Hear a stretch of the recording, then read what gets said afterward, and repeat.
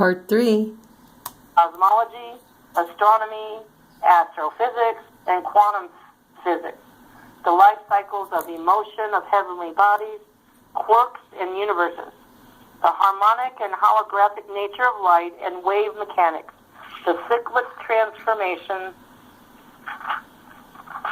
of matter to energy and energy to matter. The reflection of all natural phenomena and processes over the continuum of existence from the smallest scales up, the largest scales, but surely includes whatever process is occurring in the I Ching as well. The question is, are we clever and conscious enough to decipher and express it correctly and appropriately in this regard? Chiliak notes that in the process of reviving the original time wave, which did contain a mathematical error, the original result of a singularity or end of time was changed to reflect the possibility of a singularity at both the end and the beginning of time. This closure of the continuum is also an agreement for a closed system that may be undergoing some kind of cyclic renewal process, perhaps each cycle expressing ever ordered higher states of complex form or novelty, something new. There are concepts emerging. I'm getting to the part where you guys are on there. Okay. There are concepts emerging from the field of quantum cosmology that may describe an analogous cyclic process. This is a theory in which universes are treated like quantum particles that inhabit a larger or higher dimensional domain called a multiverse. Mikhail Kaku, man's name, a theatrical physicist and co-founder of string field theory, has described a process where universes emerge from the vacuum or zero-point field, go through a revolutionary process, then perhaps return to the zero-point field at the end of the cycle. And you know, we live on these universes, guys. This cycle may then repeat itself, possibly with an increased complexity and novelty. New things emerging, paradigm shifts emerging. That's me adding that. Could this be similar to the process of the time wave and novelty theory attempt to reveal? And then there's a website. Serendipity, blah, blah, blah, is an excellent review of the time wave theory entitled The End of the River and is authored by Gyrus, G-Y-R-U-S. It constitutes what it calls a critical view of linear apocalyptic thought and how linearity makes a sneak appearance in time wave theory's fractal view of time. A few highlights of this work include the time wave graph showed this anomaly happening on September 17, 2012. The time wave graph is supposed to depict the ebb and flow of novelty, new things, newness, and changes, you guys. And habit, which is old things and wars and, negative stuff in the universe. When the timeline climbs up, habit, routine, which is routine, conviction, ruts to get stuck in, increases. And when the line dips down, novelty, which is creativity, connectedness, weird stuff happening, increases.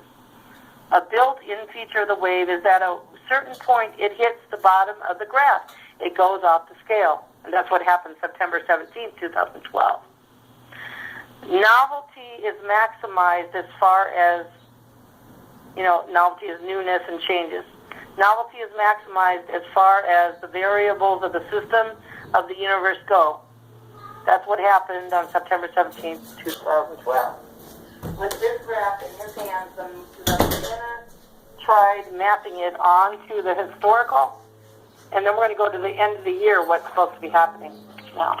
The historical record, looking at key points for things seem to have really taken off and matching them to the big dips in the line. Specifically, he opted for the bombing of Hiroshima as an argumenting novel event. The structure of his time wave dictated that extremely novel events unfolded in cycles of 64 times 64, which equals 24,576 days, and that equates to 67.29 years, which equals 64, being critical to the I Ching, adding the sum to the date of Hiroshima, gave him an end date in November 2012. We're in November now, you guys. November 2012. It's all kinds of mathematics the scientists did regarding what's going on with us now. Okay? And he got to the end date of November 2012. And then it said, it was well after setting on this date that he found out someone else had come to a very similar conclusion. The calendar of the time-obsessed Mayan culture appears to come to the end of a 5,125-year cycle on the 21st of December, the winter solstice of the same year. And McKenna adjusted the end date to conform with this tradition. As it stands, the time wave prediction for the run-up to 2012 AD are staggering, comparing our own age. We can see that the start of 1990s resonates with the emergence of life unto land 400 million. Okay. Comparing our own age, we can see that the start of the 1990s resonates with the emergence of life unto land 400 million years ago, and the homogenized debut 4 million years ago. Furthermore, McKenna states that due to the acceleration of novelty, that's newness, changing things, paradigm shifts, aggression about have the total of novelty's newness, aggression, about half of the total evolution of our 72 plus billion-year-old universe will occur in the last 0.3 seconds before 6 o'clock a.m. on December 21st, 2012. Let me read it one more time.